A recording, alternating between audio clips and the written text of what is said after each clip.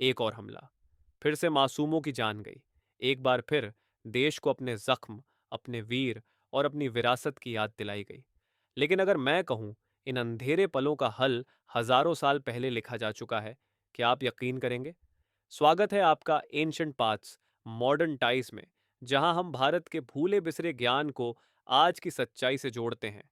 आज हम बात करेंगे हाल की पहलगाम की घटना, भारत की जवाबी कार्यवाही ऑपरेशन सिंदूर और एक भूले हुए लेंस, यानी सनातन धर्म की दृष्टि से न्याय, जाति, युद्ध और प्रायश्चित की। ये सिर्फ कहानी नहीं है, ये पुनः जागरण है, और इसकी शुरुआत वहीं से होती है जहां से हमने देखना बंद कर दिया हमारी जड़ें। आज का घाव पहलगाम और ऑपरेशन सिंदूर परिस्थिति, अप्रैल 2025, पहलगाम कश्मीर, जहां सौंदर्य और क्रूरता आमने सामने आए। एक शांत टूरिस्ट ग्रुप पर हमला, सैनिक शहीद, आम नागरिक डरे, परिवार बिखर गए। लेकिन कुछ ही घंटों में ऑपरेशन सिंदूर शुरू हुआ, तेज, सटीक और निर्णायक। लेकिन सवाल उठता है, क्या यह सिर्फ सैन्य कार्यवाही थी या धर्म का पालन? क्या आपने कभी सोचा है, क्या सिर्फ बदला लेना धर्म है या कुछ और? भावनात्मक झटका, आतंक का उत्तर क्या हो? गुस्सा, प्रतिशोध या धर्मपूर्ण उत्तरदायित्व? अब चलिए समय की रेखा को पीछे मोड़ते हैं। 547 ईसा पूर्व, वर्ण और धर्म, सच्चाई बनाम भ्रांति, मिथक बनाम सच्चाई। भारत को अक्सर जातिवाद के लिए दोषी ठहराया गया है। लेकिन क्या आप जानते हैं, वर्ण व्यवस्था जन्म पर नहीं, कर्म और स्वभाव पर आधारित थी। एज पर श्लोक ऑफ भगवत गीता 4.13, चातुर्वर्ण्यम मया सृष्टम गुण कर्म विभागशः। ये चार वर्ण मैंने गुण और कर्म के आधार पर बनाए हैं। सच्चाई का विस्फोट, वर्ण मतलब जिम्मेदारी। ब्राह्मण ज्ञान फैलाता, क्षत्रिय रक्षा करता, वैश्य व्यापार संभालता, शूद्र सेवा करता, लेकिन सब धर्म का पालन करते थे। क्षत्रिय का धर्म समाज की रक्षा, न्याय की स्थापना, और अगर जरूरत पड़ी तो युद्ध धर्म की रक्षा के लिए।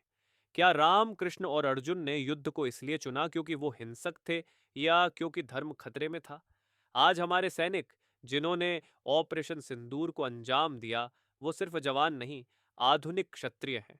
अहिंसा और धर्म युद्ध, विवेकपूर्ण बल प्रयोग, सनातन धर्म का मूल सिद्धांत, अहिंसा परमो धर्म, धर्म हिंसा तथैव चौ। महाभारत, अहिंसा सर्वोच्च धर्म है, लेकिन धर्म की रक्षा के लिए की गई हिंसा भी धर्म है। तो सवाल यह है, हिंसा कब धर्म बनती है? जब रावण ने सीता हरण किया, राम ने पहले शांतिपूर्ण प्रयास किए, लेकिन जब सब मार्ग बंद हो गए, तब धर्म युद्ध हुआ। ठीक उसी तरह ऑपरेशन सिंदूर कोई बदले की भावना नहीं थी, यह था धर्म की पुनर्स्थापना। जब चाणक्य ने चंद्रगुप्त मौर्य को नंदों के अत्याचार से मुक्त कराया, वो रणनीति धर्म और नीति का मेल था। प्रायश्चित और कर्म, अधर्म का उत्तर। अगर समाज पथभ्रष्ट हो जाए तो क्या हो? सनातन उत्तर, प्रायश्चित, आत्मशुद्धि और सामाजिक जिम्मेदारी का मार्ग। एज पर श्लोक ऑफ मनुस्मृति 11.55, तपसा विविधेनैव यथा शक्त्या यथा विधि, प्रायश्चित्तानि कुर्वीत स पश्चात्ताप मृच्छति।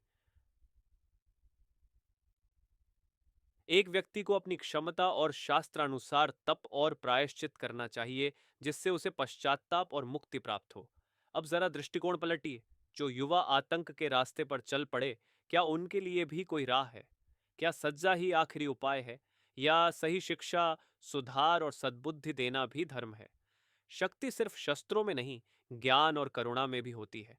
प्राचीन युद्ध भूमि से आधुनिक सीमाओं तक, कुरुक्षेत्र से लेकर कश्मीर तक, भारत का इतिहास धर्म और अधर्म की लड़ाइयों से भरा है। ऑपरेशन सिंदूर एक सैन्य अभियान नहीं, एक आध्यात्मिक प्रतिध्वनि थी, एक धर्म की पुकार। इंस्पायर्ड फ्रॉम पुरातन प्रेरणाएं, राजा हरिश्चंद्र सत्य का प्रतीक, चाणक्य नीति का आचार्य, कृष्ण धर्म युद्ध का मार्गदर्शक। ये सब हमें याद दिलाते हैं, धर्म निष्क्रिय नहीं होता, धर्म शक्तिशाली होता है। निष्कर्ष, धर्म की लौ कभी बुझती नहीं। अगली बार जब आतंक हमला करे, तो बस इतना मत पूछिए क्यों हुआ, पूछिए धर्म अब क्या कहता है। सनातन धर्म में न्याय सिर्फ कानून नहीं, आध्यात्मिक कर्तव्य है।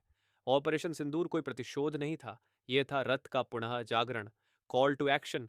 पथ पर बने रहिए अगर इसने आपके अंतर्मन को झकझोरा। अगर प्राचीन सत्य आज का उत्तर लगा, तो यहीं मत रुकिए। अगला एपिसोड देखिए, भारत की खोई हुई युद्ध कलाएं जब धर्म ने रूप लिया, जहां हम दिखाएंगे कलरीपेट्टू से धनुर्वेद तक की वो कलाएं जो शरीर नहीं, आत्मा को प्रशिक्षित करती थीं। एंशंट पाथ्स, मॉडर्न टाइज, जहां अतीत वर्तमान से मिलता है और धर्म अपनी आवाज पाता है।